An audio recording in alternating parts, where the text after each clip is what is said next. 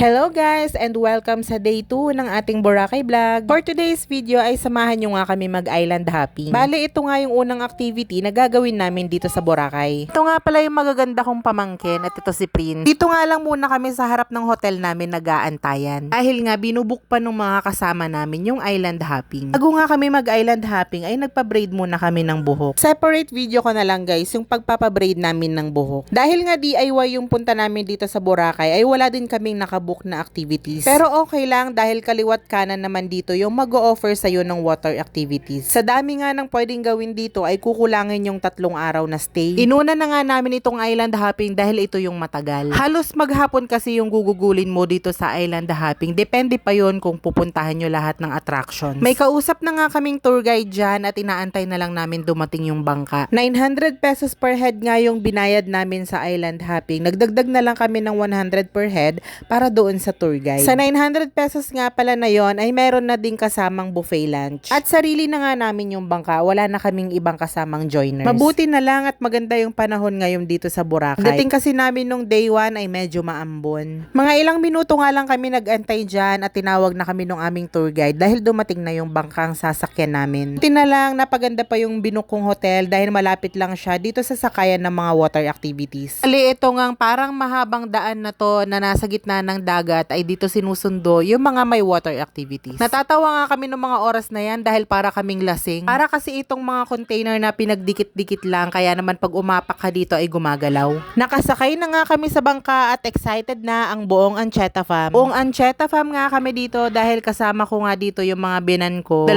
bayaw kong lalaki at yung mga asawa at anak nila. Yung tatay ko at yung tatay nung bilas kong isa. Madalas nga ay kami talaga yung mga magkakasama sa bakasyon dahil mas masaya kung magkakasama ang buong pamilya. Matagal nga namin itong plinano at February pa nga lang ng taong ito ay nakabook na kami. Tipid tip guys, mas mura kasi ang ticket sa eroplano kapag maaga pa lang ay nagbook ka na. Yung mga 6 months pa lang bago yung travel mo ay i-book mo na. Mas mahal kasi pag yung rush na. Tinaon nga naming June yung punta namin dito dahil birthday nitong isang bayaw ko at anniversary din nilang mag-asawa. Kaya naman talagang memorable at Boracay pa. Dumaan nga kami dito sa tinatawag nilang Station Zero guys, kung saan yung mga nakastay nga dito ay yung mga mayayaman lang. Kaya naman kung titignan nyo ay walang masyadong tao. At sa Station Zero nyo nga din makikita yung Shangri-La Boracay. First stop nga namin sa island hopping ay dito sa Puka Beach. Nag-sightseeing lang kami dito, nag-picture-picture at dito na din kami nag-crystal kayak. Mas mura kasi ang crystal kayak dito kumpara doon sa Station 1 to 3. Pagkatapos nga namin sa Puka Beach ay agad na kaming lumarga at nag-snorkeling naman kami dito sa tubig. Hiwalay nga pala ang bayad nito na 100 pesos per head kapag lulusong ka sa dagat. Bali dito nga pala sa snorkeling ay maghahagis sila ng tinapay dyan sa tubig para marami kang makitang isda sa ilalim. Saglit nga lang kami nag-snorkeling dyan at umahon na din kami agad. Dahil nga marami pa kaming pupuntahan. Pasado alas 12 na nga rin pala ng mga oras na to kaya naman kailangan na naming bilisan. Dahil oras na nga ng tanghalian at may mga kasama nga kaming bata at matatanda. Nandito na nga kami sa lugar kung saan kami kakain ng buffet lunch. At hindi ko na nga na-videohan dahil maraming tao. Umalis na nga kami kaagad pagkatapos naming kumain. At dito naman kami sumunod na pumunta sa Crystal Cove. Bago ka nga pala pumasok dito ay hiwalay pa yung bayad na 300 pesos per head. At may discount naman para sa mga senior at mga bata. Nagdalawang isip pa nga kami dyan kung papasok kami o hindi dahil nga may bayad pa. Pero dahil nandito na nga kami ay pumasok na din kami. Dahil sayang naman yung oras kung tatambay lang kami sa tabing dagat. At mukhang maganda naman yung attraction sa loob. At pagpasok nga namin dito sa loob ay hindi naman kami nagsisi dahil maganda ang overlooking view dito. Maganda ang mag-picture-picture dito. Papasok na nga kami sa Crystal Cove na tinatawag nila. At ito nga yung daan papasok sa cave. Kailangan mo ang mag-ingat dito dahil baka mauntog ka. Medyo masikip at mabato kasi yung dadaanan. Pagbaba nga namin dito sa cave ay ito nga yung makikita mo. Kaya pala ito tinawag na Crystal Cove dahil malakristal yung liwanag ng tubig mula sa loob ng kuweba.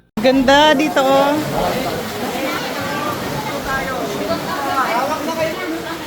Okay.